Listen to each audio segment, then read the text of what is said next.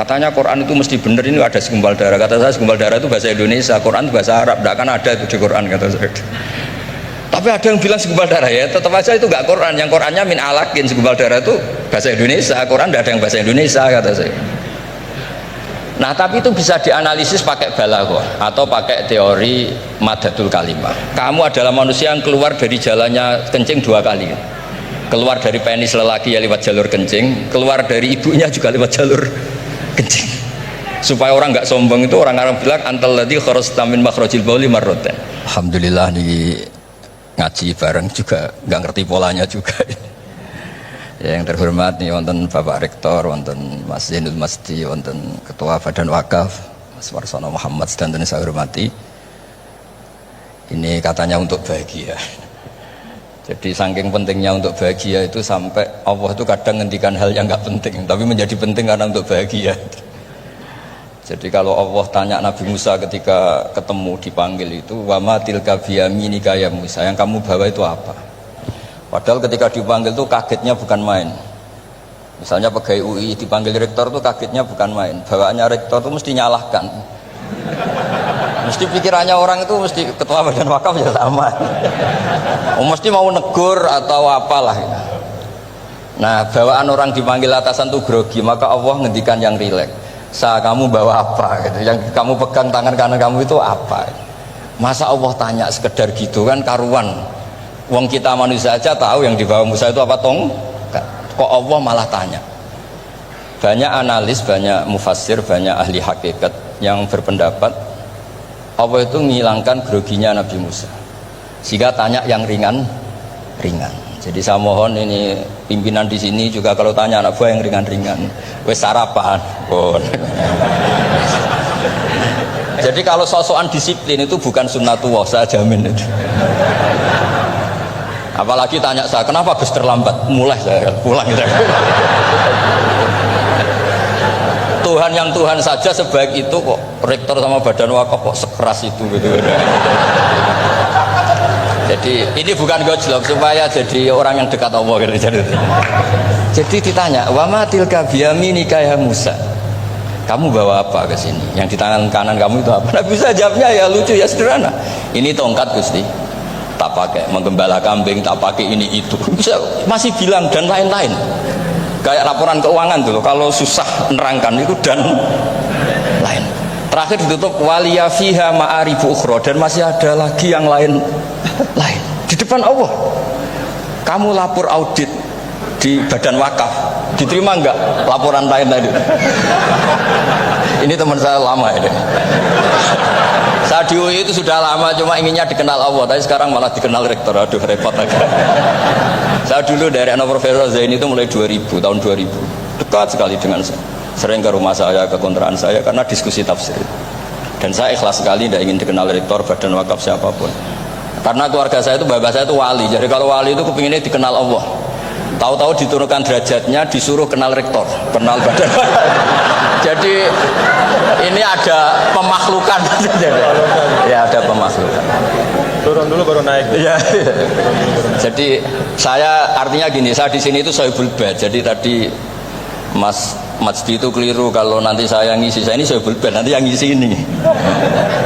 Maksudnya seperti itu maksudnya. Jadi, karena tuan rumahnya saya Pak Warsono. Ya, ini tamu ya. Tapi ternyata pemakhlukan itu penting. Di dalam ilmu tafsir diantaranya itu dikenal namanya tanazzulatul maulah. Allah itu menurunkan martabatnya. Allah sebagai Tuhan tentu tidak pernah menghutang kita, tidak pernah merasa dikasih, karena semuanya itu milik Allah. Tapi Allah untuk memotivasi orang amal itu ketika Allah mangdzalladzi yuqridullaha qardan hasana. Siapa yang mau menghutangi saya? Allah itu tentu tidak butuh hutang kita, karena kan semua milik kita itu milik Allah. Tapi supaya orang termotivasi amal, merasa superior, merasa heroik, saya mau menghutangi Allah, saya mau menolong Allah. Padahal Allah huwan nasir, Allah ni'mal maula wa ni'man nasir. Tapi Allah mengistilahkan dirinya intan suruwaha, jika kalian menolong Allah. Wahal yahtaju ilan nasri, tentu tidak, Allah tidak butuh pertolongan kita. Tapi itu tanazzulan. Allah yang Tuhan saja menurunkan derajatnya untuk komunikasi dengan manusia. Artinya kalau saya makomnya sudah fana kenal Allah, saya juga ikhlas turun derajat kenal rektor gitu. Jadi itu insya Allah tidak masalah gitu. Dan sampean pernah dengar ilmu hakikat itu memang gitu. Jadi saya ini memang sudah sering cerita ke Pak Fajar, Pak Sadeli, Pak Junaid. Saya ini sudah daftar ingin jadi resi lah. Saya sudah nggak pernah keluar, saya di rumah ngaji. Tapi ngaji kalau ngaji terus ya. Saya belum pernah nggak ngaji. Satu hari minimal ngaji 4 kali. Ngaji fikih yang saya sering itu fikih, nambah bahasa memang ahli usul fikih. Dulu pertama Profesor Zaini melibatkan saya ini cerita ke Mas Majdi itu gara-gara beliau itu profesornya itu sastra, adab. Di Al-Azhar itu adab. Iya, Zaini. Orang tua dari rektor. Iya. Jarang. Nah karena jurusannya ada, beliau memang pakarnya kalau menghaluskan bahasa. Tapi masalahnya di Quran kan banyak fikih juga, dan beliau cari ahli fikih. Singkat cerita, entah gimana ceritanya Allah yang mempertemukan ketemu saya. Nah kenapa kita butuh fikih, tidak sekedar kesusastraan atau ilmu adab? Karena ada tafsir atau fikih dalam Quran yang mau tidak mau harus difikihkan. Misalnya begini, wa antajma'u bainal ukhtain, kamu tidak boleh menikahi sekaligus mbak dan adiknya atau adiknya dan mbaknya.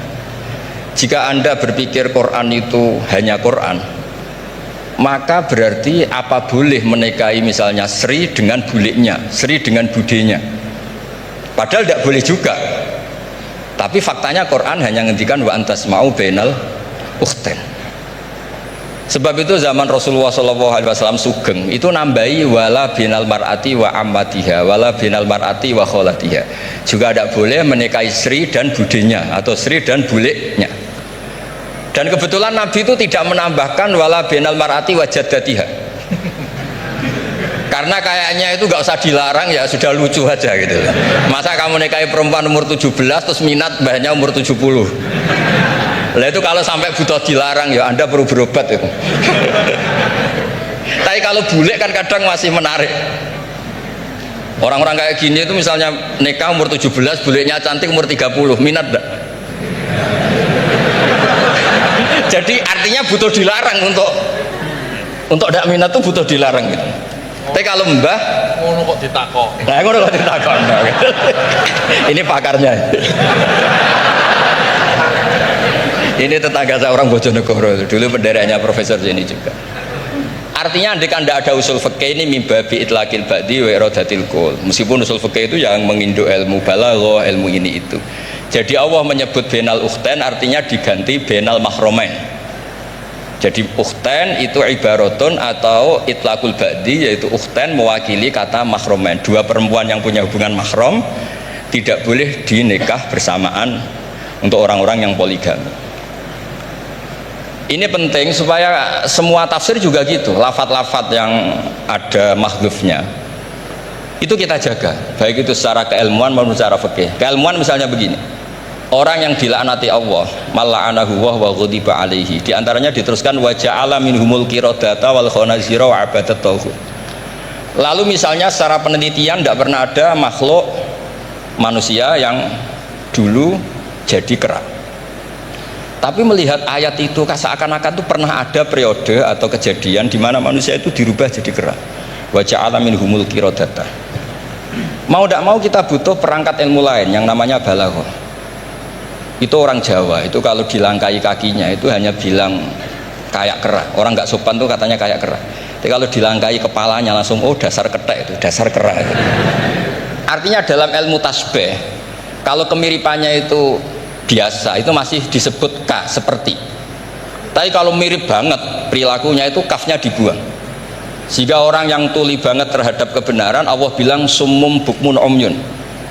Orang kafir itu summun, tuli misalnya, bukmun ada bisu, padahal faktanya mereka bisa mendengar, bisa ngomong, bisa bicara, tapi saking tidak pernahnya mau mendengar kebenaran di redaksinya summun, bukan kasumi tapi summun. Begitu juga di bab madh memuji. Kalau orang agak ganteng, mungkin saya kalau muji Mas Masdi hanya kalkomar, muji Pak Rektor paling ya kalkomar. Tapi kalau muji Nabi langsung komarun, anta samsun, anta bedrun, karena gantengnya kelewat, sehingga kaf tasbih sepertinya itu dibuang. Nah, andai kan tidak ada fakta manusia itu pernah dirubah jadi kera di era itu, andai kan itu nggak ada, kita sendiri juga nggak tahu. kita masih bisa menganalisis dengan teori balaghah tadi, wa ja'ala minhumul qiradata kal qiradah. Mereka atau mislal qiradah, mereka dijadikan Allah laksana kera, tidak berakhlak, tidak beretika, tidak bermoral. Ini pentingnya ilmu balaghah, sehingga kita tidak perlu mengharuskan orang berkeyakinan dulu tuh pernah ada orang manusia dirubah jadi apa? Kera. Nah, misalnya ada yang berkeyakinan atau berpendapat memang itu pernah nyata, itu ngendikannya Rasulullah, kemudian itu dihilangkan, hanya hidup 3 hari kemudian hilang sehingga nggak punya turunan. Jadi pilihan-pilihan dalam tafsir itu, satu tentu riwayat, dua itu analisis balaghah. Nah, analisis fikih itu tidak kalah penting karena konstruksi Quran itu ada fikih yang sudah mapan. Seorang lagi ada fikih yang sudah mapan. Ketika Nabi Lut itu menyesali kaumnya itu lesbi dan gay, kelainan seksual, itu Nabi Lut ngendikan haula ibanati hunna adharulakum. Kalau kamu ingin menyalurkan kebutuhan biologis Anda, ini ada anak-anak putri kami, hunna adharulakum, itu lebih suci bagi kalian. Tentu fikih itu sudah mapan, maknanya dinikahi dulu dengan proses nikah yang sah. Nah, barokahnya fikih yang mapan ini, Allah tidak cerita tafasilul umur, tidak cerita detail-detailnya. Sehingga salah sekali kalau kita sering bilang kita hanya kembali ke Quran. Itu tidak bisa, karena Quran juga tidak berdiri sendiri dengan makna yang sebenarnya, karena turun itu ada asbabun nuzul. Ini yang terakhir supaya ngasih pekerjaan, kan jauh-jauh dari NTB ya kan bisa dimanfaatkan secara baik dan benar. Saya ini Sohibul Bait. Nah, enggak, ini bukan guyon, tapi memang betul harus begitu memang. Mau tidak mau. Sumpah misalnya, orang tuh kalau ditagih hutang atau ditegur itu masih ya besok saya bayar. Ditagih lagi kayak gak percaya, wawahi besok saya bayar. Jadi kata wawahi itu mesti menunjukkan emosi, tersinggung, sumpah. Sehingga suatu saat ada seorang khotib ini ngendikan, fawarobbis sama iwal ardi innahu lahakum mislama annakum tantikun. Demi Tuhannya langit dan bumi, itu si bedui, ada orang Arabi, orang desa. Langsung menyelasi Pak Khotib tadi. Pak Khotib, mangdalladzi akhdhafal jalil hatta alja'ahu ilal yamin. Siapa yang bikin murka Allah sehingga Allah terpaksa sumpah? Semenjak itu jadi ilmu, kalau Allah memulai redaksi dengan sumpah, dengan qasam, pasti Allah tersinggung. Jika lafat-lafat yang dimulai wan naziati gharqa atau dimulai wasamsi wa duhaha, mesti terusannya itu Allah agak marah. Karena di mana-mana orang sumpah itu menjelaskan sama yang agak tidak percaya. Itu dzauqul arabi, itu ad-dzauqus salim. Nah, begitu seterusnya. Kemudian masalah wasfiyah ismiyah. Saya dulu sering debat sama Profesor Zaini. Kan misalnya kiai-kiai di Jawa umumnya kalau maknani min alakin itu segumpal darah. Lalu orang-orang yang nekuni embriologi itu tidak pernah ada segumpal darah. Kalau segumpal darah malah jadi kluron, macam-macam. Katanya Quran itu mesti benar, ini ada segumpal darah. Kata saya segumpal darah itu bahasa Indonesia, Quran itu bahasa Arab, tidak akan ada itu di Quran, kata saya. Tapi ada yang bilang segumpal darah, ya tetap aja itu nggak Quran. Yang Qurannya min alakin, segumpal darah itu bahasa Indonesia, Quran tidak ada yang bahasa Indonesia, kata saya. Nah, tapi itu bisa dianalisis pakai balaghah atau pakai teori madatul kalimah. Min alakin itu dari kata aliko ya aliko alakon, sesuatu yang menempel. Jadi kalau di proses embriologi misalnya ada apa yang menempel dalam ilmu itu, yaitu yang jadi rahim, jadi anak. Atau pakai ilmu balaghah, min alakin tetap maknanya segumpal darah, tapi maknanya itu tangkis atau tahkir. Manusia itu sombong. Padahal materinya sama yang sekarang jadi sama dengan materi yang sekarang jadi segumpal darah, yaitu kita yang seperti ini materinya ya sperma, segumpal darah yang seperti itu juga materinya sperma. Kok kamu sombong? Materi kamu sama dengan materi min alakin. Itu persis dengan adatul Arab kalau sedang mencibir orang yang sombong. Itu kalau orang Arab bilang antalladzi kharasta min makhrajil bauli marratan, kata orang Arab. Kamu adalah manusia yang keluar dari jalannya kencing 2 kali. Keluar dari penis lelaki ya lewat jalur kencing, keluar dari ibunya juga lewat jalur kencing. Supaya orang nggak sombong itu orang Arab bilang antalladzi kharasta min makhrajil bauli marratan. Nah, min alakin itu dalam konteks itu, karena begitu angkuhnya Abu Jahal, begitu angkuhnya kafir-kafir Quraisy, sampai diingatkan Allah ulang, kamu ini materinya min alakin, sejenis itu mbok yo jangan yatuho. Buktinya terusannya ayat kalla innal insana lihat, manusia itu sungguh angkuh.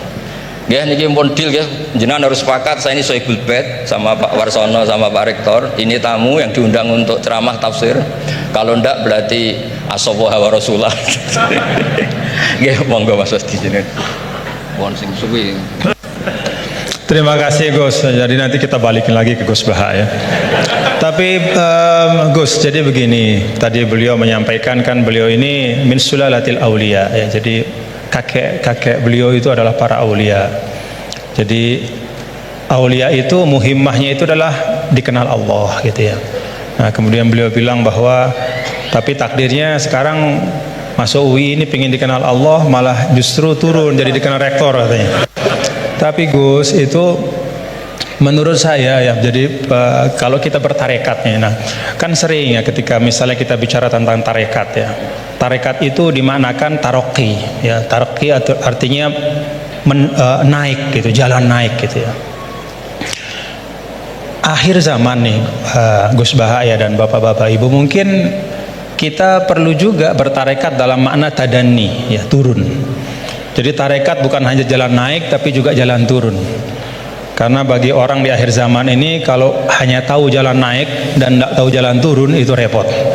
Ya. Apalagi Pak Rektor dengan Kepala Badan Wakaf ya, atau para pejabat gitu ya, tahu jalan naik saja tapi nggak tahu jalan turun gitu ya. Jadi kalau belajar tarekat hanya ingin jalan naik gitu tapi nggak pernah belajar jalan turun, itu biasanya dekat-dekat turun tuh galau ya. Ya, jadi galau, bingung gitu gimana cara turunnya gitu ya. Dan memang dulu saya pernah naik Gunung Rinjani juga ya Gus ya, waktu masih muallimin dulu, masih sanawiyah aliyah. Itu saya rasakan betul gitu bahwa naik gunung itu menantang ya, sangat menantang ya. Bahkan Gunung Rinjani itu ada masa di mana di tengah-tengah itu ada namanya Bukit Penyesalan gitu. Kenapa Bukit Penyesalan? Ya udah nyesel di situ gitu. Mau balik udah jauh, mau terusin juga masih jauh sekali gitu di depannya. Itu Bukit Penyesalan, baina-baina. Tapi ternyata turunnya itu jauh lebih berat.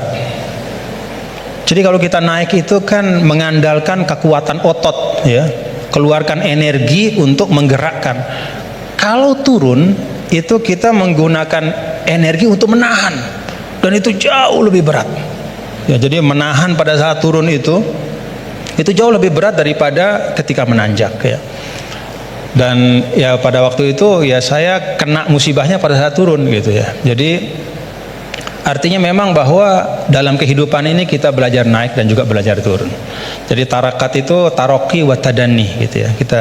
Dan kalau sudah turun ada masanya juga naik. Jadi Gus Baha tadi kenal rektor, nanti kenal kepada Allah lagi, balik lagi kepada niat semula insyaallah. Nah, saya ingin sampaikan nih, beliau tadi sedikit sekali ya, dalam waktu yang sangat singkat, tapi itu menyampaikan hal-hal yang sangat penting ya. Saya nggak tahu nih, dipahami nggak apa yang beliau sampaikan tadi nih? Dipahami nggak? Mulai balaghah, kemudian madah. Ngerti nggak madah itu? Madah itu apa? Madah itu pujian-pujian ya. Bagaimana turuku ta'bir ya, asalibut ta'bir ya, bagaimana orang Arab itu mengungkapkan ya perasaan mereka, mengungkapkan harapan mereka ya, bagaimana mereka memilih diksi-diksi dalam komunikasi mereka, itu mewarnai Al-Qur'an. Jadi beliau ini tadi ketawa-ketawa ya, bapak-bapak juga ketawa-ketawa semua ya. Tapi yang disampaikan itu sudah bahan kuliah buat dirosat ulia, itu buat pasca sarjana itu ya. Jadi alhamdulillah. Nah silahkan nanti dielaborasi masing-masing. Tapi yang ingin saya sampaikan begini, ada catatan saya terhadap apa yang beliau sampaikan. Pertama, apa yang beliau sampaikan itu menegaskan ungkapan wa'tul buyuta min abwabiha, masuklah ke rumah melalui pintunya. Kalau kita ingin belajar Al-Quran itu ada jalannya, ada pintunya. Tadi beliau sudah sampaikan, ada tafsirul Quran bil Quran, ada riwayat, kumpulan riwayat ya. Bahkan Al-Quran juga menegaskan sebagian satu sama lain itu saling memperkuat, saling membantu. Jadi kalau kita misalnya bertanya-tanya, wa man a'rada an dzikri fa inna lahu ma'isyatan dhanka wa nahsyuruhu yaumal qiyamati a'ma. Kata zikri itu maksudnya apa gitu, karena kata zikr itu kan dalam Al-Quran luas ya. Apakah zikr itu adalah zikrullah, subhanallah, alhamdulillah, wala ilaha illallah, sehingga ayat itu artinya siapa saja yang berpaling dari mengingat Allah maka hidupnya akan menjadi sempit, akan sumpek, akan resah? Atau zikri di situ maknanya adalah Al-Quran, ya, sehingga artinya adalah barang siapa yang memalingkan dirinya dari pesan-pesan Al-Quran maka hidupnya akan disorientasi. Bagaimana kita mengambil pilihan di antara dua makna? Nah, kita lihat. Qala rabbi lima hasyartani a'ma wa qad kuntu basira qala kadzalika atatka ayatuna fanasitaha wa kadzalika al-yauma tunsa. Lalu orang itu mengatakan di akhirat, ya Allah, bagaimana mungkin kok saya dibangkitkan dalam keadaan buta padahal di dunia saya melihat. Kemudian Allah mengatakan, qala kadzalika, itu balasan yang setimpal, atatka ayatuna fanasitaha, telah datang kepadamu ayat-ayat kami lalu kau lupakan. Nah, dari ayat ini maka ulama menafsirkan kata zikri, oh yang dimaksudkan dengan zikri itu adalah ayatuna, yaitu Al-Quran. Nah, ini yang disebut dengan Al-Quran yufassiru ba'duhu ba'duhu, dia saling menafsirkan, baik itu penafsirannya datang segera setelahnya ataupun di ayat-ayat yang lain seperti yang Al-Mukarram Ki Haji Bahauddin sampaikan. Ada yang di bagian yang lain, baik itu secara nas, secara sharih ataupun secara dilalah, secara tunjukkan isyarat. Ketika misalnya Nabi Adam alaihissalam, Allah Ta'ala sampaikan apa?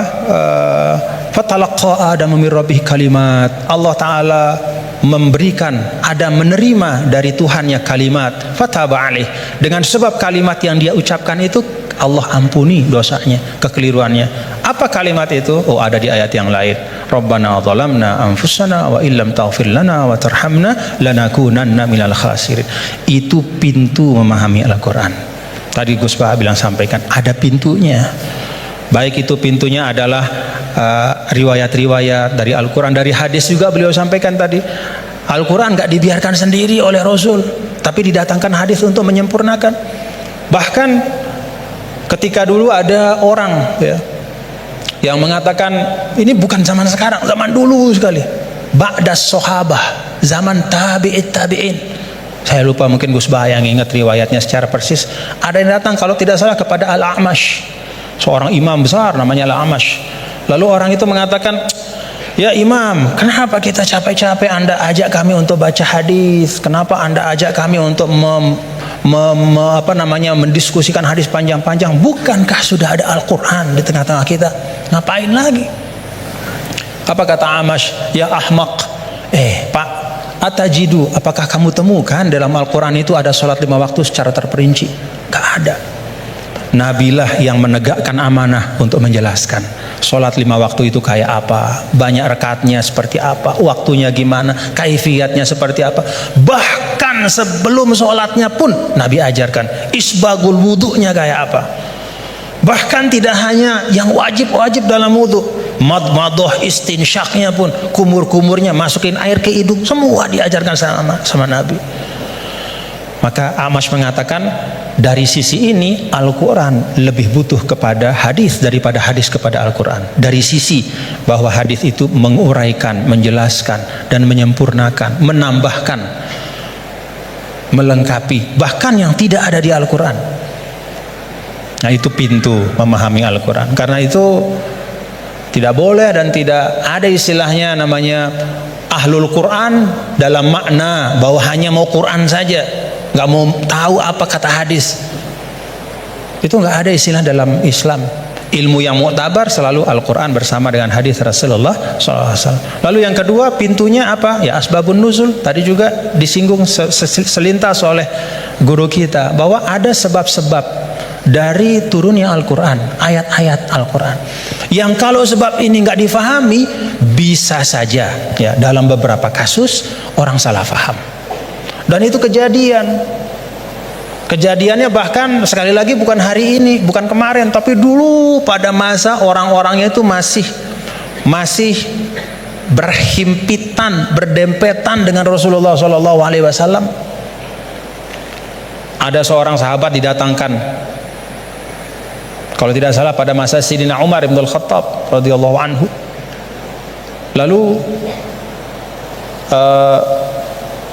Jadi tanya, kenapa kok kamu minum minuman keras gitu kan? Dia mengatakan, loh kan saya ini orang beriman, saya kan orang bertakwa. Kan di Al-Quran tuh ada, laisa 'alal ladzina amanu wa 'amilus solihati junahum fima ta'imu idza mattaqaw wa amanu ila akhir ayat.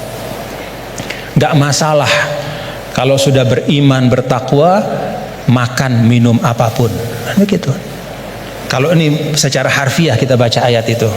Lalu karena dia baca ayat itu saja, dia beranggapan, oh berarti makan minum udah bebas karena sudah beriman bertakwa. Nah saat itulah kemudian diluruskan, ya, diluruskan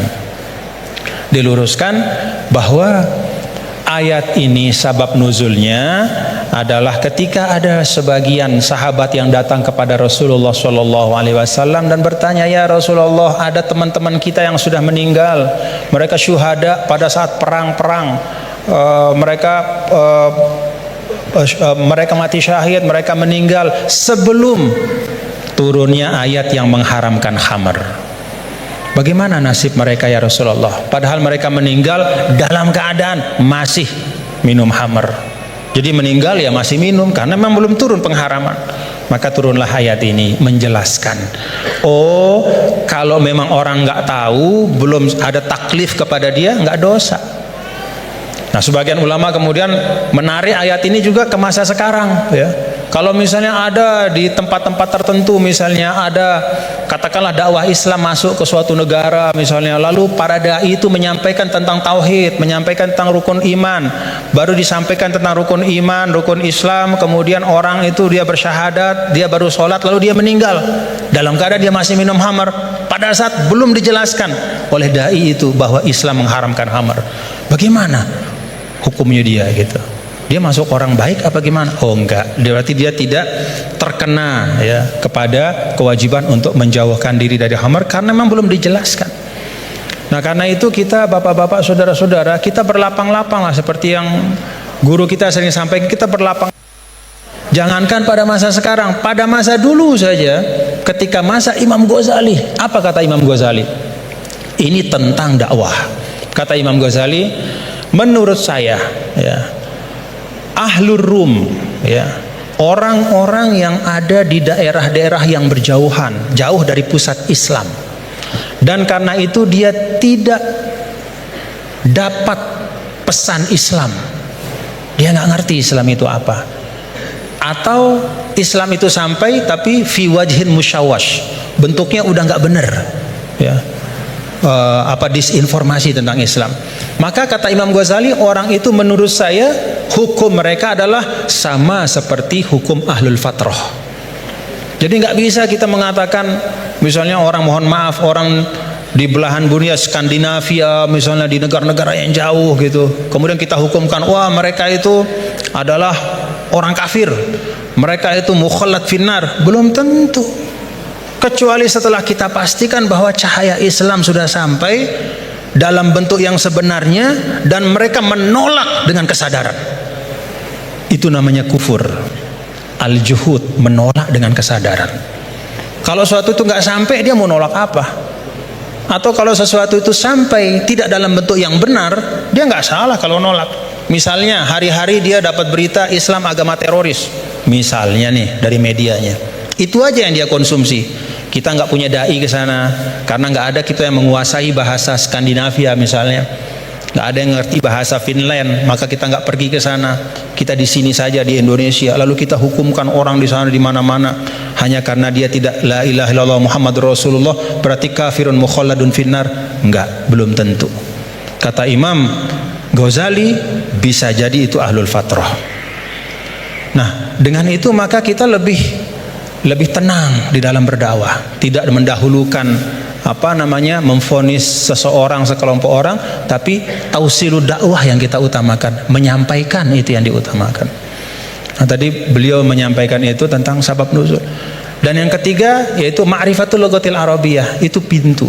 Jadi pintunya itu yang pertama adalah riwayat-riwayat baik dalam Al-Quran, ayat-ayat Al-Quran maupun hadis, kemudian juga ijma' sahabat. Yang kedua adalah sabab nuzul kita faham, dan yang ketiga itu mengerti ya masalikul Arab, ya bagaimana cara orang Arab bicara, karena itu juga sangat mewarnai bagaimana Allah Ta'ala yang menurunkan kitab suci Al-Qur'annya.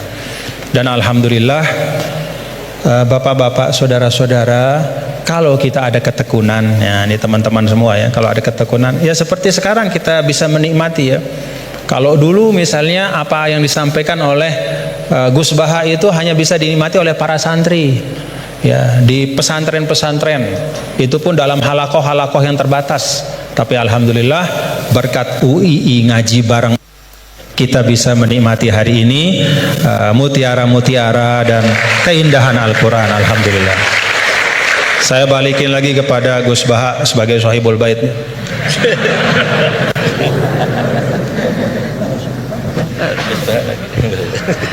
Bismillahirrahmanirrahim. Meneruskan konstruksi ayat ya. Misalnya begini, Anda jangan langsung menyalahkan Nabi Adam. Saya ini sering kampanye untuk membela Nabi Adam, karena banyak kiai yang cerita Nabi Adam itu salah melulu. Nanti kan kita di surga kan nggak perlu ngajukan kredit, nggak perlu punya istri cantik yang minta ke mall, karena kelebihannya bidadari itu cantik, nggak minta belanja. Sudah gitu di madu juga nggak protes. Tapi kalau di dunia itu sudah minta belanja, di madu protes. Jadi tapi kenapa Nabi Adam akhirnya keluar dari surga dan kita menyalahkan hanya demi kepentingan supaya tadi punya istri cantik, tidak minta uang apa belanja dan boleh dipoligami, mau maksudnya.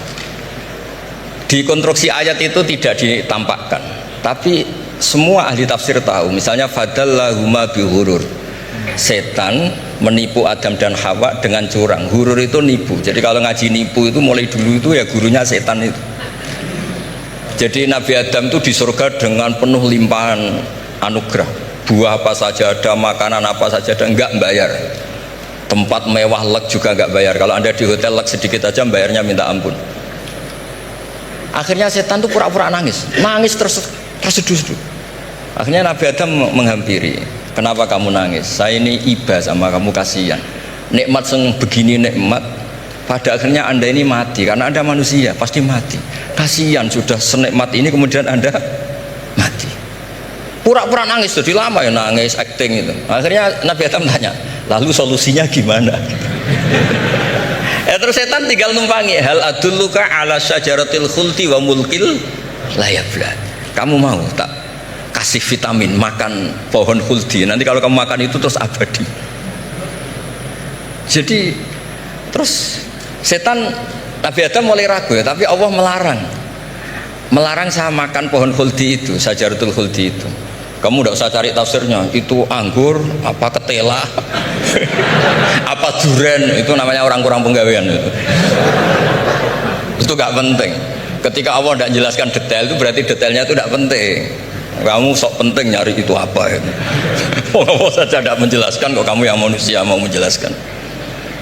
Akhirnya Nabi Adam tanya, apa betul Allah itu melarang saya makan itu? Terus Allah cerita, wa qasamahuma inni lakuma laminan nasihin.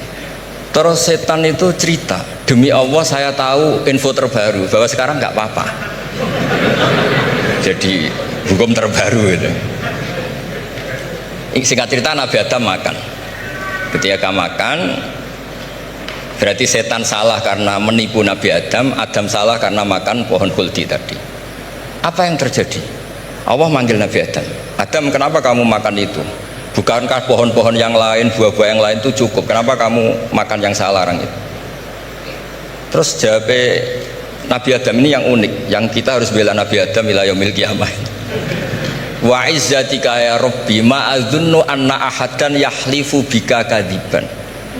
Demi kehormatanmu ya Allah, ketika engkau disebut oleh setan, saya tidak pernah mengira ada orang berani mencatut nama engkau kemudian dia bohong.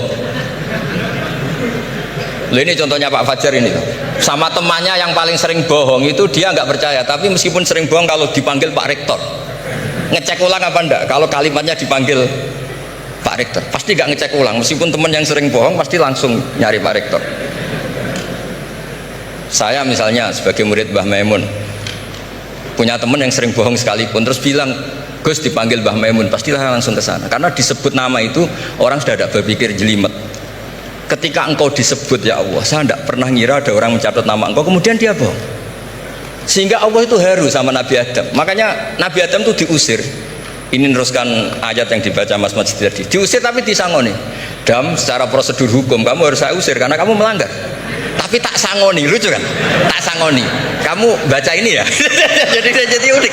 Makanya ayatnya fatalaqqa Adamu mir Rabbi. Bukan kreasinya Nabi Adam. Kalimat itu bukan kreasi Nabi Adam, tapi hadiah sama Allah. Ini kamu secara laturan tak usir, tapi tak sangoni, ini dibaca nanti. Tapi Nabi Iblis tidak disangoni. Karena memang dia penipu betul. Udah gitu akting pura-pura nangis, pura-pura ini itu. Jadi bener-bener penipu ulung. Makanya sekarang pun kalau penipu itu memang harus sopan, harus nangis. Itu cara untuk karena sanatnya penipuan memang begitu, sanat awalnya memang begitu. Pura-pura nangis terus pura-pura itu. Jadi itu memang cara paling efektif untuk apa? Nipu. Ada sanatnya. Ada sanatnya. Nah, lalu kenapa ada hadis mangqala la ilaha illallah dakhalal jannah? Ini terakhir terus nanti Mas Masdi ngendikan terus doai sekalian. Perintah Sohibul Bait, bukan permintaan, perintah. Perintah itu bukan berarti tidak sopan. Memang bahasa Indonesia itu gitu. Permohonan itu mesti diabaikan. Kalau perintah itu agak tegas. Bukan masalah. Jadi begini. Saya ulang lagi konstruksi ya, konstruksi ayat fadallahuma bihurur. Kenapa mangqala la ilaha dakhalal jannah? Itu unik. Kalau kita baca hadis, ada orang itu pendosa, salahnya sudah minta ampun. Sama Allah dipanggil. Ini hadis musnad, riwayat Musnad Ahmad dan banyak riwayat yang lain. Dipanggil, "Fulan, kamu ke sini. Kamu lihat itu apa?" "Bok, Gusti."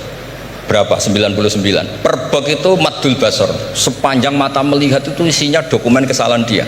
Jadi nggak kayak yang di pengadilan itu hanya beberapa tumpuk. Itu sepanjang dia lihat itu kesalahannya dia. Sepanjang dia melihat. Sudah gitu jumlahnya 99. Ya dia putus asa, dia tidak akan masuk surga. Kemudian sama Allah, sudah kamu tenang saja. Diambilkan bok kecil, kecil sekali, paling sak bok jam tangannya.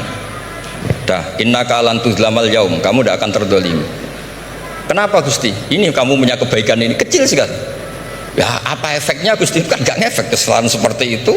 Kemudian bandingannya hanya kebaikan sekecil itu. Udah kamu tenang aja.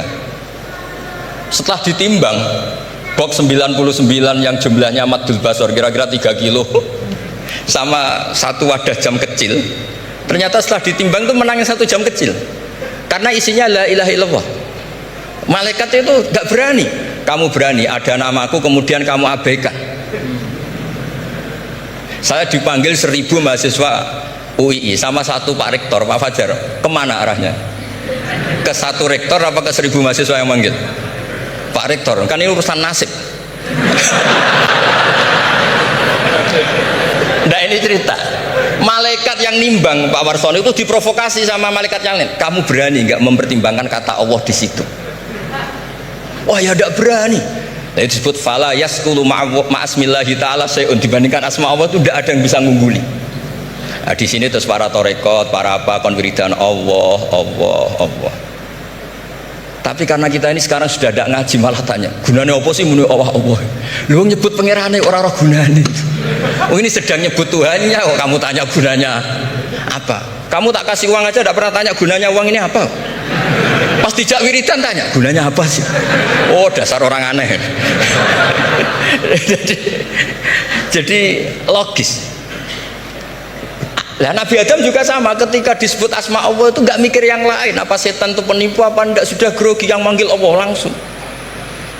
Nah, makanya saya mohon kenapa kita memahami mangkana akhiru kalamihi Allah la ilaha illallah dakhalal jannah, karena dengan itu malaikat nggak berani macam-macam. Jadi nanti kalau Anda ketemu malaikat tukang hisab, ayo silahkan abaikan nama Allah. Kalau kamu berani berarti tidak malaikatnya Allah. Masa namanya Allah gak dipertimbangkan? Ya tadi misalnya dosen-dosen UI ada undangan seminar menjanjikan, enggak seminar menjanjikan tapi yang manggil rektor, milih mana? Kira-kira saja milih rektor kan? Karena ini nasib berkelanjutan kan kalau seminar kan. Apalagi ini asmane Allah. Nah, makanya Nabi ngendikan fato satisi jilat wasakula ismuwah. Kemudian bok kesalahan tadi jomplang kalah. Kemudian yang menang hanya asmanya Allah Subhanahu wa taala. Makanya terus disebut sudah Nabi ketika tanya amal apa paling baik ya Rasulullah, gini dzikrullah fisirri wal alan gini-gini, dan kamu mati dan kamu hidup walisanu katorbun, kamu harus selalu ingat Allah taala. Lah dene saya sekarang itu sudah biasa ingat Allah terus disuruh ingat rektor, ya muga-muga itu tugas dari Allah juga. Saya tidak tahu apa benar apa tidak tahu. Tapi yang jelas saya tidak jenis orang yang apa ya terus nganggep apa dunia penting betul, tapi yo penting lah gue sanggup mati. Tapi yang jelas supaya sampean ngerti madhab saya, karena ini ngaji dan saya punya niat baik, maka saya ungkapkan cara berpikir saya. Jadi sampean tidak usah kaget, mungkin namanya kan mengabaikan kesalahan, cara berpikir nggak gitu. Kita punya riwayat sahihah bahwa ketika malaikat mengabaikan semua kesalahan ini karena nggak berani memperbandingkan asmanya Allah dengan yang lain. Makanya disebut di akhir hadis fala yaskulu ma'asmillahi ta'ala sayun. Ketika sudah nyebut Allah harus dianggap selesai. Nggak boleh habis nyebut Allah mau mati kredit, nggak boleh. BPKB di bank ini nggak boleh. Nanti akhir hayatnya bilang BPKB bukan Allah. Nggak harus kata Allah itu mengunci. Disebut akhiru kalami. Lah kalau sampean tanya kenapa itu menjadi penting, karena tadi malaikat tidak akan memperbandingkan Allah dengan yang lainnya. Makanya ketika ulama-ulama sufi, kalau kamu habis salah istighfar, nanti di sohifah kamu akan ditulis habis salah, terus di belakang ditulis tapi setelah itu dia bilang astagfirullahaladzim. Nanti malaikat tinggal aja kamu teror, kamu mempertimbangkan Allah apa yang itu. Ini tak ajari nih, kalau tepak ya kamu didengar, kalau tidak malah digebuki, tidak tahu saya. Tapi itu ijazah resmi nih hari ini, hadisnya akurat. Ijazah. Nggih ngoten mawon, kok nak kesuwen kepinteran nyanyi kula. Assalamualaikum warahmatullahi wabarakatuh.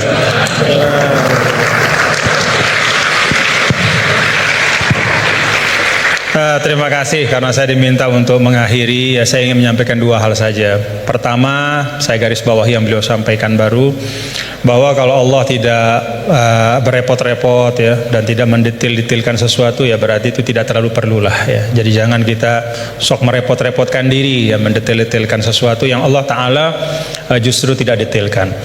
Nah, artinya apa? Ya memang letakkan sesuatu pada tempatnya, dan itu menurut saya juga yang sering beliau sampaikan ya, bahwa dengan meletakkan sesuatu pada tempatnya itulah menjadi asas kebahagiaan ya. Jadi kalau kita tahu menempatkan sesuatu pada tempatnya, ya kita akan lapang-lapang saja ya menyikapi nikmat, musibah dan segala macam. Nah, kalau kita lihat nih, pertanyaannya apa sih yang dipentingkan oleh Allah dalam Al-Quran ya. Kalau kita lihat ya tentu Allah Ta'ala yang maha tahu apa-apa yang paling penting, yang paling utama ya, pokok-pokok akidah, kemudian pokok-pokok ritual ibadah. Tapi kalau kita menggunakan pendekatan kuantitatif ya, salah satu yang sangat dipentingkan oleh Allah dalam Al-Quran adalah ranah muamalah. Jadi ranah muamalah itu luar biasa dipentingkan oleh Allah dalam Al-Quran. Ya kalau kita lihat misalnya dari sisi panjang pendeknya ayat saja, 282 Al-Baqarah itu ayat paling panjang dalam Al-Quran adalah tentang transaksi hutang piutang ya, itu muamalah. Dan salah kalau kita misalnya menanggapi atau mempersepsi bahwa urusan hutang piutang itu urusan dunia belaka. Enggak ya, buktinya Gus Bah tadi nyampaikan beberapa hal tentang hutang piutang dalam ngaji barang ini, berarti sesuatu yang penting. Nah, dalam ayat itu juga disampaikan di akhir ayat tentang hutang piutang itu apa? Wattaqullah wa yu'allimukumullah. Wattaqullah wa yu'allimukumullah. Jadi bahwa muamalahmu, transaksi keuanganmu, hutang piutangmu, hal ihwal tentang keuangan itu menyangkut takwa juga gitu. Itu menyangkut takwa juga. Itu bagian dari ekspresi bertakwa kita. Hutang yang benar, menulis dengan baik, membayarnya juga dengan baik, berhutangnya pun kalau memang betul-betul butuh, dan seterusnya. Dan banyak lagi di dalam Al-Quran ayat tentang muamalah. Nah, saya sering sampaikan ya, bapak-bapak saudara, kalau kita misalnya menggunakan pembagian yang walaupun kita bisa perdebatkan lah ya tentang validitasnya 100%, tapi ada pembagian yang sederhana oleh para ulama. Pertama, Dalam Islam itu ada disebut dengan ruang akidah, ya. Yang kedua ruang ritual ibadah, dan yang ketiga adalah ruang muamalah. Semuanya itu tentu dalam makna semuanya hidup adalah ibadah, tapi kalau dibagi ruang akidah itu terkait dengan rukun-rukun iman kita, keyakinan-keyakinan pokok. Itu sifatnya tauqifi, nggak boleh dikreasikan. Jadi apa yang Allah Ta'ala sampaikan, yang berikan, ya seperti tadi disangoni Nabi Adam, fatalaqa Adam bil kalimatin fataba alaih. Ya Rabbana zolamna, ya itu sudah sangon dari Allah. Ya iman itu ya kayak begitu. Kita disangoni, diberikan, ditegaskan, dibatasi. Lalu ritual ibadah juga sama, sifatnya tauqifi. Nah, pada saat muamalah itu sifatnya beda. Sifatnya itu ijtihadi ibada'i. Jadi sifatnya itu kita dikasih prinsip oleh Allah, ruang muamalah kehidupan ini, namanya sosial, politik, budaya, ekonomi, ya kita diberikan prinsip, tetapi perinciannya itu diserahkan kepada kita. Bagaimana kita memprosesnya supaya bisa menghadirkan kemanfaatan dan kemaslahatan untuk semua tanpa menghilangkan prinsip-prinsip itu.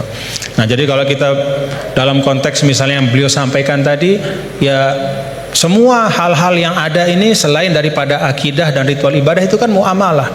Maka prinsipnya adalah kita saling melengkapi gitu. Dan saling mengisi dalam kebaikan.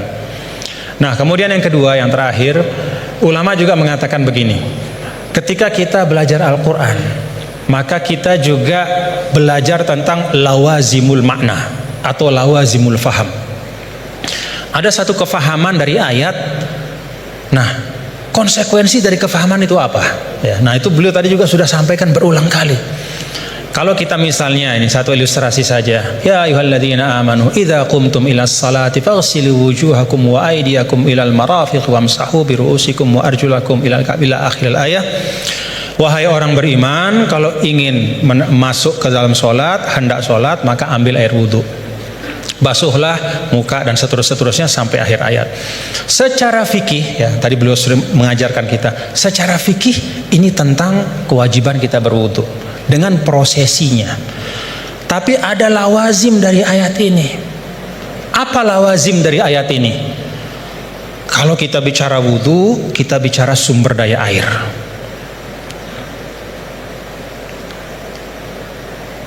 Kita bicara tentang wudhu, kita bicara tentang ekosistem kehidupan. Gak ada wudhu tanpa air. Kalau wudhu tanpa air, tayamum namanya. Gak ada wudhu tanpa air. Maka apa arti lawazim dari ayat ini? Jaga sumber daya air itu. Kalau dalam konteks misalnya pasal 33 Undang-Undang Dasar 1945, apa katanya, sumber daya alam dan semua yang menyangkut hajat hidup orang banyak dikuasai oleh negara, itu juga bagian dari lawazim makna ayat ini. Dalam arti apa? Negara, kita semua secara kolektif, ayo kita jaga sumber daya air, tidak boleh dimiliki hanya oleh sekelompok kecil saja sehingga orang kesulitan untuk memanfaatkannya. Dan pada ujungnya jangan-jangan nanti bisa orang kesulitan untuk menegakkan sholat karena nggak bisa wudhu, karena sumber daya air itu dikooptasi oleh kelompok tertentu misalnya. Itu lawazimul ayat. Ketika Allah Ta'ala misalnya, ya ayyuhalladzina amanu idza nudiya lis-salati min yaumil jumu'ati fas'au ila dzikrillah wa dzarul bai'.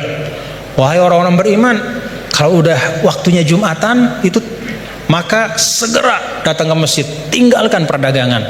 Apa lawazim dari ayat ini? Kata para ulama, lawazim dari ayat ini adalah ya bahwa Allah tidak akan bicara tentang perdagangan.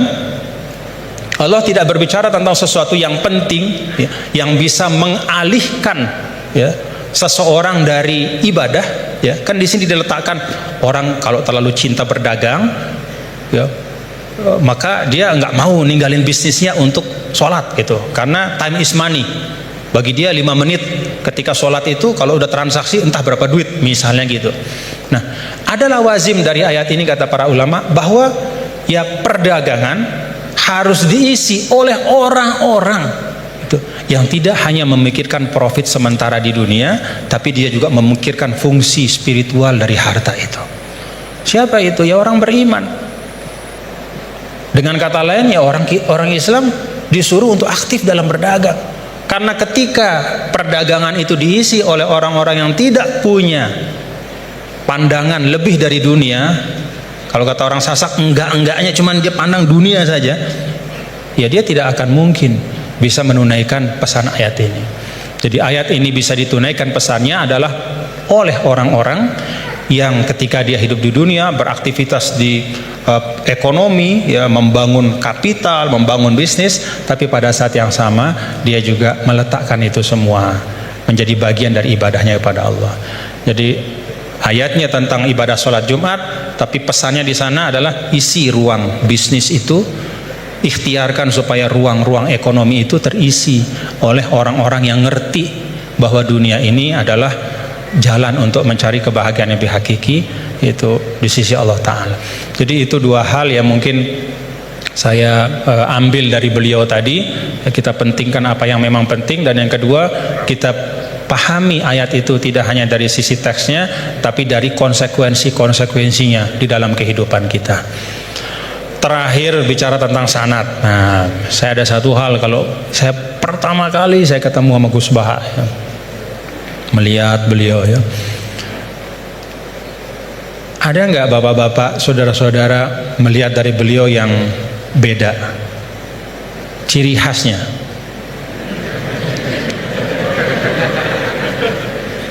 Ciri khasnya beliau itu gini. Tapi hari ini ikroman li rektor, jadi rambut gak kelihatan beliau. Alhamdulillah.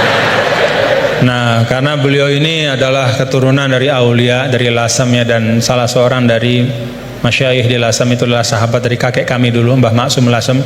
Ya, beliau bersahabat dengan Nini Ida Maulana Syekh Tuan Guru Kiai Haji Muhammad Zainuddin Abdul Majid. Itu biasanya perilaku Lasem itu ada sanatnya, gitu ya. Jadi saya lagi mikir-mikir, ini naruh topi begini tuh ada sanatnya nggak boleh? Kita mau tahu dari beliau, ya. Ala kulli hal, bapak-bapak saudara, terima kasih Gus atas ilmu-ilmunya dan silaturahim kita pada pagi hari ini. Mudah-mudahan bisa terus bersilaturahim dalam kebaikan, dan kita doakan beliau selalu disehatkan, diafiatkan oleh Allah Subhanahu wa taala.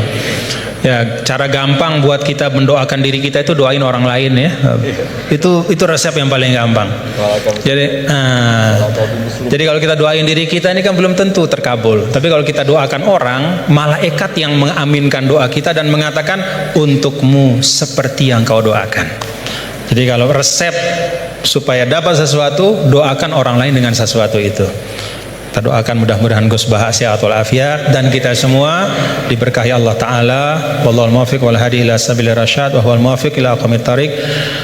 Lunas maaf apabila banyak khilafan, kekeliruan. Assalamualaikum warahmatullahi wabarakatuh.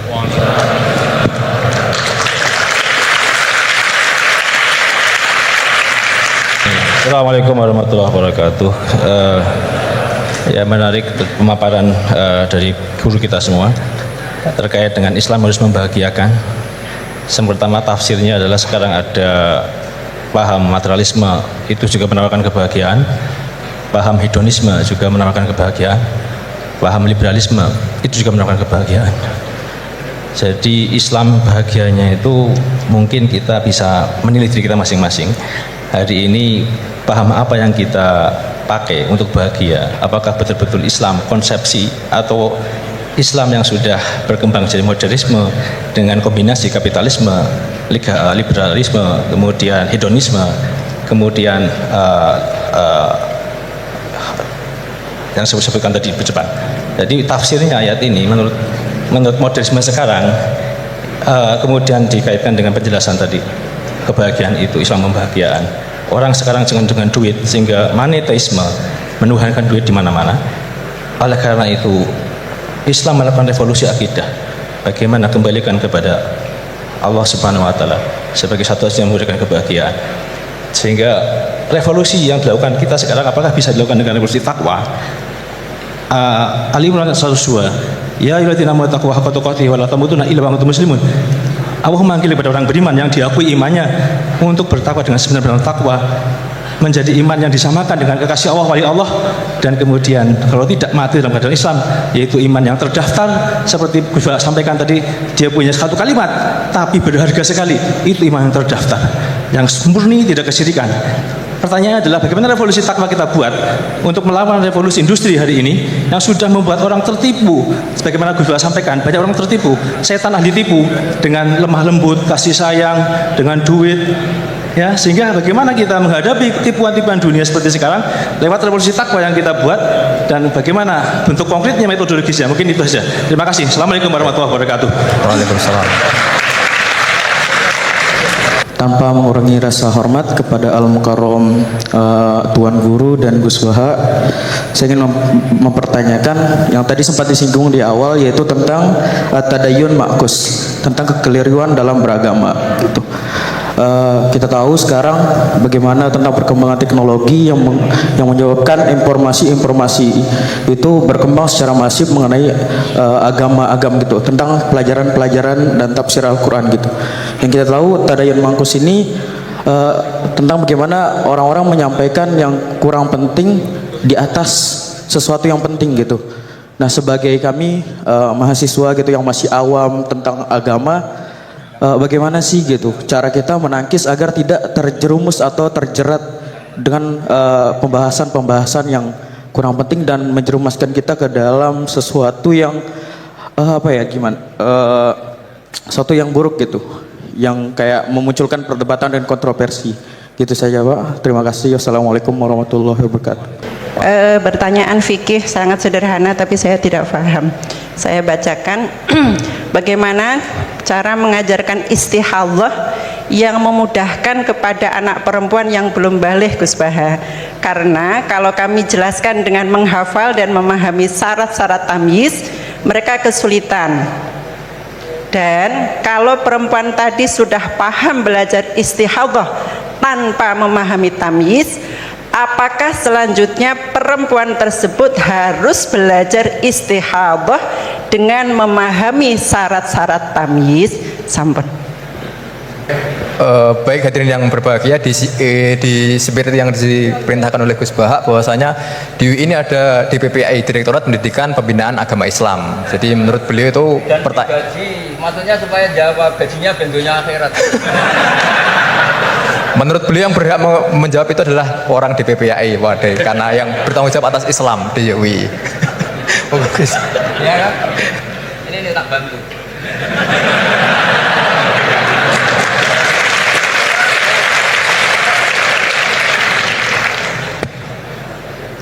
Jadi harusnya kan sudah tugas, mandat, ada SK-nya, ada fasilitasnya. Kalau gaji itu kayaknya kasar fasilitasnya. Jadi harusnya yang jawab itu ya ketua DPPA, iya. Tapi sudahlah, karena saya ini orang baik, tak tolong. Begini ya, jadi perspektif Islam atau taqarrub ilallah itu mulai dulu itu orang mau tidak mau subjektif, tapi hukum pokoknya sama. Misalnya orang mencintai Allah, ada yang saking mencintainya itu tidak pernah nyebut Allah. Ada wali itu mencintai Allah tidak pernah nyebut Allah, karena dia takut ini nama sakral, jangan-jangan dilecehkan. Imam Malik itu pernah ada seorang pengemis datang, ya Imam Malik saya minta uang gitu. Imam Malik jawabnya itu, saya tidak punya uang, baru tidak bawa uang, juga tidak punya uang. Kamu besok ke rumah saya atau nanti ke rumah saya, tak kasih uang. Terus diberi nasihat sama temennya, Halla itu mbok ya Anda ngomong rozaqakallah, ya semoga Allah memberi rezeki kamu. Jawabnya Imam Malik itu apa? Saya masih hafal teksnya. Fa'ana ujillu ismallahi ta'ala an askura indaman yakrohu sama'ahu, ada yang baca sima'ahu walau dimna jumlatin. Saya tidak mau nyebut nama Allah pada orang yang nggak suka nama itu, meskipun tuh hanya secara apa itu eksplisit. Artinya kalau dongak itu serang di duit, jaluk duit kayak itu kira-kira itu. Wong saya mintanya uang kok dikasih apa? Doa. Jadi kadang-kadang orang cara mencintai Allah itu, lah ya bagi pengemis tadi rozaqakallah itu maknanya kan nggak mau memberi kan? Doa tadi kan disimpulkan nggak mau memberi. Sama seperti kita di Jawa ada keponakan misalnya mau mondok pamit padenya, kata padenya ya wis le tak sangoni slamet, ya sudah tak sangoni slamet. Slamet ndonga tok gak modal agak tunggale. Nah, berdoa saja tanpa modal. Nah, Sayyidina Umar radhiyallahu anhu itu diantaranya orang yang meriwayatkan hadis innallaha ta'ala kallafani an asrifa anhu du'a. Allah memaksa saya, menugaskan saya supaya tidak semuanya itu dikonsultasikan kepada Allah Subhanahu wa taala. Sehingga banyak kiai kalau ada orang potongan rai mustajab, wajahnya itu tidak meyakinkan mustajab doanya. Iya saya ini miskin, utang saya banyak, nggak akan dijazahi disuruh doa atau duha atau baca waqiah. Karena sekali itu dipraktekkan dan kita tahu potongan gak mandi, itu nanti nyalahkan institusi doa. Jute saya duha juga tetap miskin, saya doa juga tetap miskin.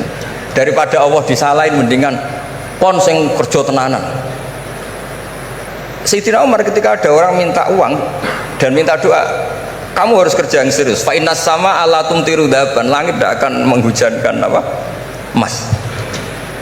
Jadi di mana-mana mencintai itu ekspresinya macam-macam. Ada ulama yang saking senengnya umatnya Nabi seneng silaturahim. Ada ulama yang saking senengnya umat Nabi gak suka silaturahim dengan arti berkunjung karena itu dianggap mengganggu. Teman kita punya anak, punya istri, kadang pas harmonis kita datang terganggu. Wong saya pernah dolan di orang pas tukaran sama istrinya, itu berhenti dulu ada Gus Pak nanti teruskan. Ternyata orang tengkar itu diganggu juga gak suka. Jadi tiket cek ono Gus Pak kok terus no. Jadi ternyata orang bertengkar itu gak mau diganggu. Setelah itu tak tanya, tadi diteruskan tengkar aja, materinya lupa. Materi untuk nyerang istrinya lupa.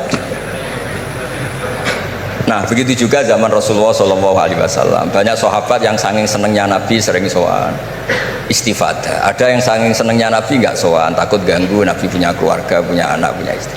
Ada yang saking senengnya Nabi, kalau ketemu Nabi itu melihat wajahnya sampai dia tahu detail wajah Nabi kayak apa, rambutnya kayak apa. Ada juga yang sama sekali ditanya, sifli wajah Rasulullah, tolong ceritakan ke saya wajah Nabi itu kayak apa. Saya tidak pernah melihat wajahnya Nabi. Loh, Anda ini sahabat masa tidak melihat wajahnya Nabi? Ijlalan rasa kalau ketemu beliau itu hormat sekali sampai gak berani menatap mukanya. Sama-sama seneng tapi ekspresinya beda. Saya kalau ngaji usul fikih di pondok saya sering cerita fal yukrim doifahu fal yukrim jarahu, itu Islam hanya memerintahkan ikram, memuliakan, tapi prakteknya beda-beda. Di kampung kamu ketemu tetangga tidak tanya itu sombong, tapi kalau di kota ketemu tetangga tanya namanya kepo, dianggap ganggu privasi. Sama-sama maknanya ikram. Ibnu Abbas itu kalau sholat cepatnya bukan main, katanya seneng Allah, munajat lah, kok seneng cepet berarti gak begitu seneng. Tapi Ibnu Abbas kebalik cara tanya, kenapa kamu kalau sholat cepet? Setan nata-nata mau goda saya, ternyata saya selesai jadi kecelik dia. itu juga ilmu. Ya artinya cara itu tidak usah distandarkan gitu ya, monggo lah, sementing ada sanatnya. Ada apa? Ada sanatnya. Ya saya seperti datang ke sini itu mungkin bagi Anda bagus. Wah Gus Pak kersorawa alhamdulillah. Jari santriku, waduh gak ngaji meneh diganggu wong UII. Jadi Anda statusnya bagi saya pengganggu. Nah, itu juga yang terjadi di tafsir. Wasab'atin idza raja'tum. Ada pelanggaran tertentu di puasa, itu kafarohnya itu fasyamu salasati ayamin fil haji wasab'atin idza raja'tum. 7 ketika kamu pulang. Itu kata Abu Hanifah, 7 hari ini boleh dilakukan di kawasan Mekah. Asal selesai haji sudah. Tapi bagi Imam Syafi'i pulang itu harus sudah sampai rumah. Sekarang saya beri pertanyaan, ketika Pak Fajar ini acara selesai, terus dia pamit saya pulang, Gus saya tak pulang. Bagi saya dia sudah pulang, meskipun masih di jalan. Tapi bagi istrinya istilah pulang kalau sudah sampai rumah. Lalu idza raja'tum itu pulang itu menurut siapa? Mas Majdi nanti ketika sudah pamit di bandara kita bilang sudah apa? Pulang. Tapi kata istrinya belum. Sama-sama istilahnya wasafatin idza raja'tum. Ada kiai itu tidak pernah mikir Islam sama sekali. Sebenarnya sama Islam bukan main, tapi gak tahu mikir Islam. Tak tanya Islam agamanya pangeran Gus, mbok pikir keliru, ono sing duwe. Islam itu milik Allah, ya, mesti diurus sama Allah. Tidak usah kamu pikir, Allah sendiri nanti yang ngatur Islam. Ternyata saking tawakalnya nggak mikir. Ya ada juga yang mikir Islam semangat malah keliru saking semangatnya. Ya macam-macam, sama-sama mencintai Islam. Coba kalau kamu seneng sama anak-anak, anak kamu main pakai motor atau pakai ontel. Pilihannya 2, kamu peduli, ayo kawal nanti kalau jatuh, ayo kawal sama pembantu ini nanti kalau jatuh. Itu ya bukti cinta. Ada enggak? Sembarno ae wis pinter. Anakku wis pinter, nak tiba tangi dhewe, anakku sudah pinter kali. Itu juga penghormatan pada anak. Jangan kira makna seneng itu harus terbentuk satu versi. Seneng anak ya nak dolan dikawal. Ternyata yang membiarkan juga bentuk penghormatan bahwa anak ini sudah mandiri. Ya, terus yang masalah istikhadah itu masyhur itu di riwayat Hamnah binti Jahsy. Hamnah itu haidnya melebihi hari wajar. Terus sama Nabi, sudah kamu saya haidkan sesuai tanggal yang sebelum kamu kena penyakit ini. Itu kamu anggap haid, lainnya kamu anggap istikhadah. Itu istikhadah paling gampang. Ikuti saja fatwanya Imam Syafi'i. Jadi misalnya Januari kok 6 hari, Februari kok sampai terus mulai ada penyakit sampai 1 bulan keluar darah, Maret keluar darah, itu kata Imam Syafi'i ngikuti riwayat tadi, sudah kamu fatahayadi terus sitata ayam atau sabata ayam, terus Nabi ngendikan kamu menghaidkan seperti bulan-bulan sebelum kena penyakit istikhadah itu, lainnya di istikhadohkan. Itu namanya rudat ilal adat.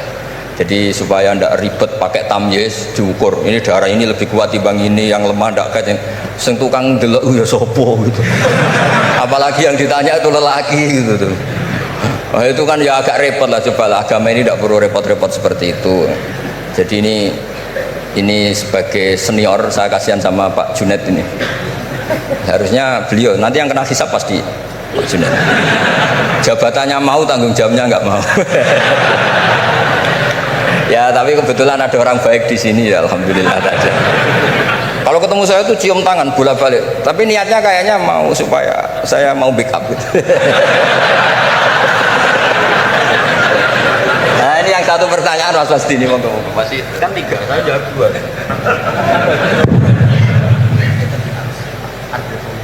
Harus revolusi teknologi ngefek di agama. Oh iya, ya sebenarnya kan perubahan-perubahan itu setiap masa terjadi ya. Ya kita menganggap perubahan hari ini perubahan yang paling penting ya karena kita hidup di dalamnya. Tapi bagi generasi-generasi sebelum kita, ya perubahan yang terjadi pada masa mereka itu yang paling penting gitu. Dan beragama kita hari ini ya itu kan juga sebagiannya dibentuk dari bagaimana para ulama kita dulu merespon perubahan-perubahan yang ada pada masa mereka. Jadi kalau kita lihat jangankan yang sekarang ya Gus ya, bahkan pada masa Imam Syafi'i pun kan, dan masa-masa para imam mujtahidin ya, mereka itu sangat membuka diri dan melihat dinamika-dinamika yang terjadi dan menjadikan ya hal-hal yang terjadi di tengah masyarakat itu sebagai bahan penting untuk merumuskan pandangan keagamaan. Dan karena itu kalau misalnya Al-Azhar ya, Al-Azhar Syarif itu sekarang punya perhatian hanya 3 hal saja ya ketika bicara tentang pemikiran keagamaan. Yang pertama, tafkik al-fikril mutatarrif. Jadi membedah dan mempreteli pemikiran yang ekstrim, mengembalikan kepada manhaj wasati. Itu yang pertama. Kemudian yang kedua, tajdid al-khitab ad-dini, yaitu memperbaharui al-khitab, cara kita menyampaikan. Sebenarnya kan al-khitab itu kan cara kita mengajak orang beragama, supaya cara kita mengajak orang beragama ini tidak membuat orang semakin jauh dari agama ya. Jangan membuat ya seperti tadi beliau sampaikan, bahkan Rasul pun hati-hati ya ketika menjawab pertanyaan dari masing-masing sahabatnya. Nggak ada Rasul itu gebiah uyah ya, pokoknya ini mentang-mentang ini sahabat saya semua, saya kasih satu patokan plek harus kayak gini. Nggak ada. Yang nanya tentang mana amal yang paling afdol dilihat oleh Nabi kan gitu Gus ya. Dilihat kira-kira oh ini ternyata orang yang kaya misalnya. Oh amal afdol itu paling banyak adalah berinfak, paling bagus. Dilihat kayak begini keadaannya apa macam-macam disesuaikan sesuai dengan mukhatabin. Itu Rasul ya. Para sahabat juga begitu. Artinya apa? Beragama itu adalah sesuatu yang hidup. Tadayun itu ya taharruk, bergerak terus ya. Nah, tadi disampaikan bagaimana cara kita merespon dalam situasi yang berubah seperti ini. Yang pertama yang nggak usah galau. Tadi beliau sampaikan agama ini milik Allah Ta'ala. Jadi kita jangan menggalaukan diri kita, menganggap diri kita lebih penting ya. Tidak ada manusia yang sangat penting sehingga dia tidak tergantikan dalam kehidupan kecuali para nabi dan rasul. Ya, siapapun itu fungsinya pasti akan ketika sudah masanya dia pasti akan digantikan, dan semua orang menunaikan tugasnya sesuai dengan kewenangan serta apa yang diberikan oleh Allah Subhanahu wa taala. Jadi tidak usah kita galau ya. Yang paling penting adalah menurut saya ya terus kita ngaji seperti ini untuk mendiskusikan hal-hal bagaimana kita bisa beragama masing-masing nyaman semuanya ya. Kita bisa beragama dengan nyaman, dengan tenang, seperti tadi kata guru saya, is'adul insan fid darain, supaya kita beragama dan kita bahagia. ya, beragama bahagia. Ya, dan itu memang pesan dari Islam. Adapun isme-isme yang disampaikan tadi, yaitu ijtihad manusia saja. Ya, hari ini kita kan begini, umur biologis kita kan pendek, 60-70 tahun. Maka isme-isme yang tumbuh berkembang di tengah-tengah kita hari ini kita anggap sebagai sesuatu yang sangat penting, ya, sesuatu yang merupakan pencapaian luar biasa hebatnya. Tapi kalau kita letakkan diri kita di dalam spektrum sejarah yang panjang, maka itu hanya bagian dari ijtihad yang manusia, ya. Sehingga menurut saya tidak perlu kita kita istilahnya apa ya, seakan-akan isme itu akan menggantikan Islam. Enggak, yaitu ijtihad manusia. Besok akan ada isme baru, tapi al-Islam ya'lu wa la yu'la alaih. Islam akan tetap tegak teguh, insya Allah. Mudah-mudahan kita berada di dalamnya, bagian dari itu semua. Itu saja yang dapat saya sampaikan. Terima kasih sekali lagi atas kesempatan pada hari ini, Pak Rektor, Bapak Kepala Badan Wakaf dan semua. Jazakumullah khairan katsira. Mudah-mudahan kita bisa jumpa dalam kesempatan yang lain. Assalamualaikum warahmatullahi wabarakatuh.